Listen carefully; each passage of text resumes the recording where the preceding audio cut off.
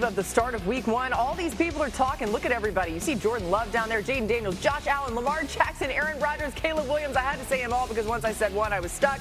You're going to hear from all of them. That's coming your way during our show as we welcome you into NFL Live. So glad that you're with us. Dan Orlovsky's here. Field Yates is here. Marcus Spears, Adam Schefter. Let's roll, boys. Adam, are you ready to go? Oh, there's the wave because we needed the wave so it could officially start. And now let's get to the news, okay? Adam Schefter joining us with his top stories. Let's start with some bad news for the Jets. What's going on there, Adam? All right, Laura, at Tuesday's practice, the Jets starting guard Elijah Vera Tucker hurt his triceps. He's undergoing tests, but the team fears it's a torn triceps injury that could require surgery and would end his season. He suffered a triceps injury in 2022. It was the opposite arm. This is a different arm, but it could be the same result. His season could very well be over.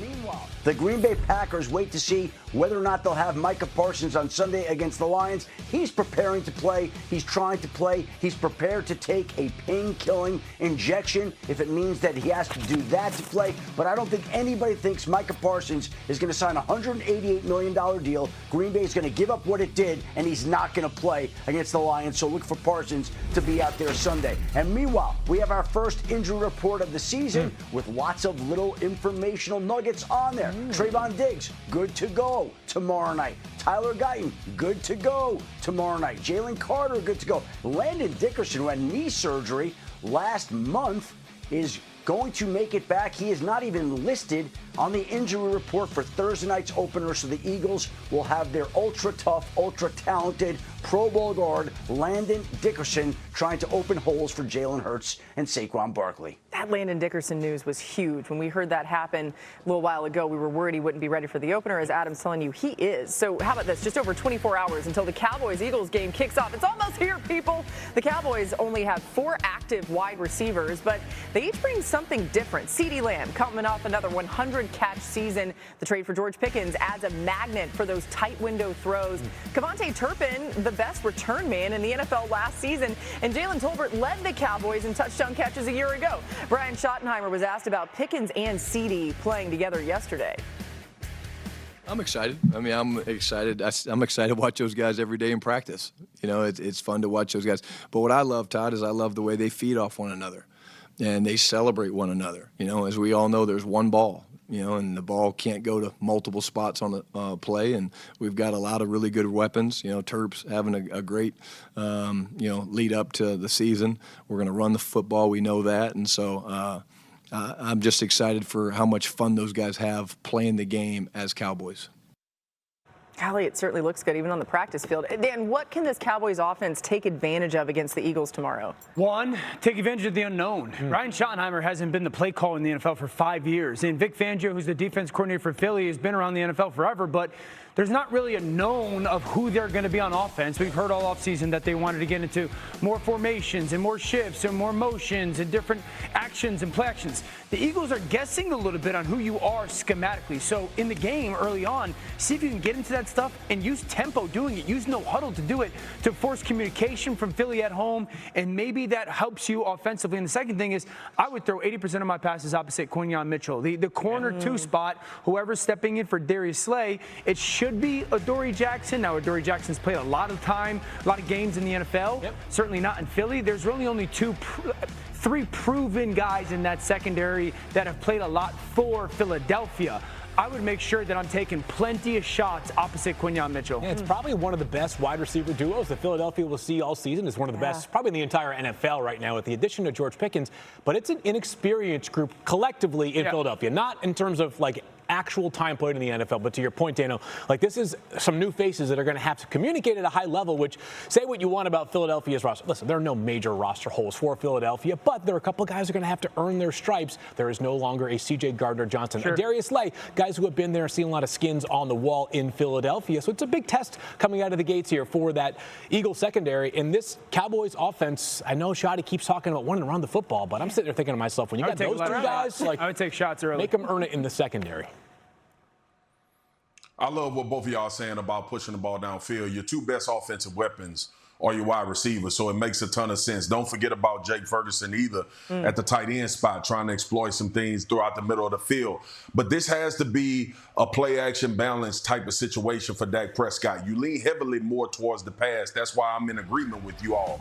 But y'all go back and harken back to those conversations we had last year with the Dallas Cowboys. They could not find a run game at all. There needs to be some semblance of being able to do that, especially with an offensive line now that has to be a physical offensive line, and running the football is always easier for these guys. I'm not sure how many times you want to just drop straight back against Philly, especially with Jalen Carter and Nolan Smith being up there on that defensive line for them, and Jordan Davis being able to push the pocket as well. So Smith, and you look at all of these guys that they brought in at the running back position, but more important, Miles Sanders returning back to Philly after his Super Bowl year and run that he had with them. I'm looking forward to seeing them have balance for Dak in order not only to protect him, but also open up some of those downfield shots that y'all talk about with CD and George Pickens. And we know what they want to do with George Pickens. Get him one-on-one on the outside and let him big boy a defensive back down the field. That's what they call it, big boy in the DB. Big boy. By the way, you mentioned play action. Dak has the 5th best touchdown interception ratio on play action throws since 2020, so favors him as well. New on NFL Live, Josh Allen and Lamar Jackson are preparing for their primetime showdown. They both spoke less than an hour ago on the matchup. We're bringing it to you now. Don't turn the ball over, finish drives, put our team in a great position to win. That's all. Lamar, how many times have you gone back and watched the Buffalo game at all? I can't count. Just watching film a lot, but just me going back to see like a loss, I don't know. When you look at the film, what do you see? I see we could have did better. That's it. They're good.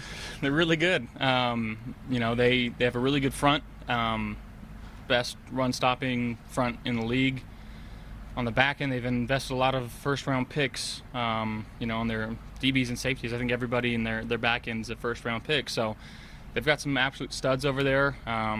Their third down package is really hard to stop. It's hard to see. Luckily we'll be at home and be able to communicate a little bit better than we were early on in the season last year. And obviously we played them in the playoffs, and we understand there's going to be a lot of heightened emotions on both sides. Yeah, just in case you needed something to get you excited about today. Every person in the secondary is a first rounder. Crazy. Wow. Also, a couple MVPs ready to go at it again. Allen holds the slight edge with 3 wins, including both playoff games. Jackson's numbers are slightly better, except those turnovers, as you see there. Only one quarterback has beaten Lamar Jackson more than Josh Allen, and it's Patrick Mahomes with 5. Those 3. All right, Field. When you look at this Buffalo offense, what do you expect out of the receiver group? Because that's a question mark we've had all offseason. Yeah, Josh Allen proved last year he doesn't need a game-changing wide receiver to win the NFL MVP. He literally did that last year. But I am curious if there is a developmental arc for Keon Coleman that maybe puts him in play to become a guy that on third and gotta have it, red zone, short yardage, whatever it is, late in a playoff game, Josh Allen says, I'm just going to throw the ball to number 0 because he is better than the opposing team's corner who has him on that specific play. Now, Coleman, by the way, is dealing with a groin injury that he was limited in practice today as a result of. We know what Khalil Shakir is. He's Mr. Steady Eddie. He's a guy that Josh is always going to find in a pinch. Is there a guy that when you're just down and you need it and you just need your best to be better than their best, is there somebody in that group? What I think is a big deal with Keon and Josh Palmer, who they signed from LA in free agency, is are they willing